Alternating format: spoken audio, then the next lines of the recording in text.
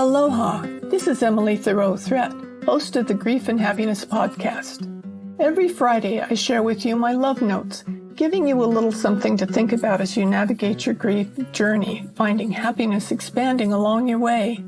Every Tuesday, I post my regular podcast, sharing wonderful conversations with people you can relate to and offer you encouraging ideas and helpful inspiration. And I invite you to our Grief and Happiness Alliance gatherings for free every week on Zoom. Information provided in the show notes. Aloha. My short podcast for this week is The Truth About Grief. Mark Nepo says, "Only while telling the truth does the truth lighten us." Early in my grieving, I would say to myself things like, "I will never feel better.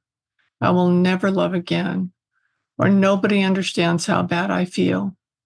Did you find yourself saying things like that?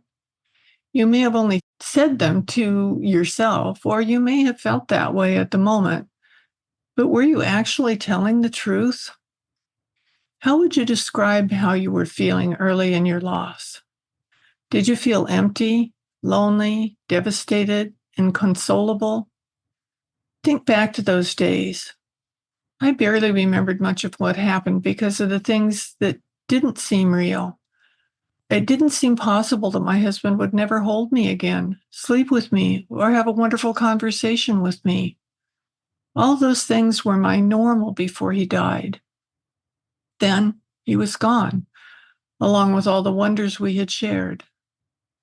When I felt the unfamiliar experiences, I believed them to be true.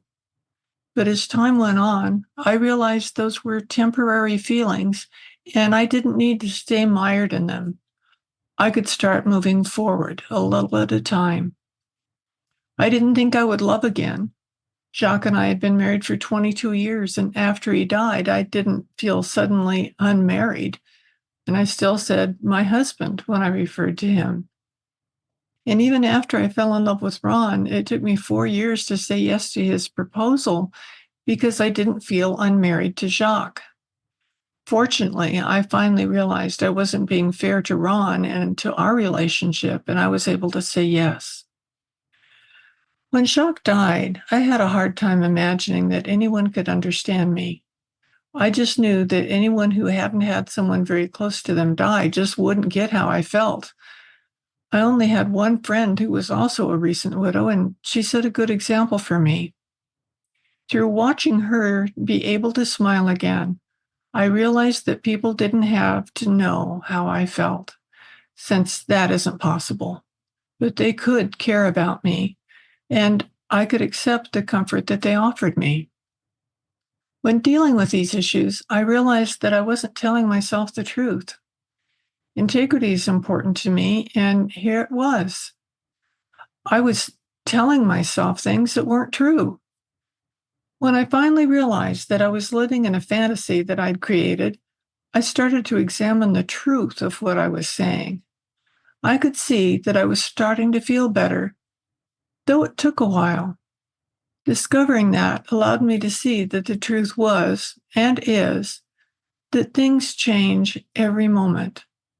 I can choose not to live in the depths of my despair, but choose instead to see what is good and beautiful about my life.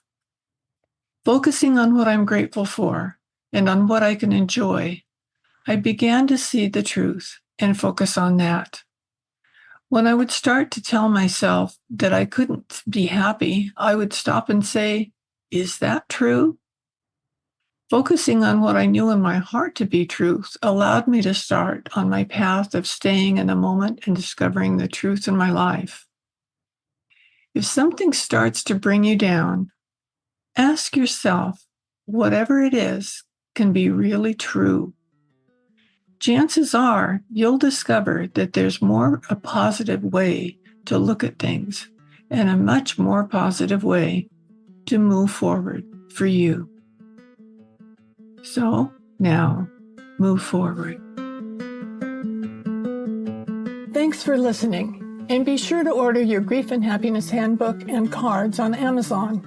All profit from these sales go directly to the Grief and Happiness Alliance nonprofit organization to support these podcasts and all that the organization does to provide comfort and support to those who are dealing with grief and loss. Mahalo. Thank you.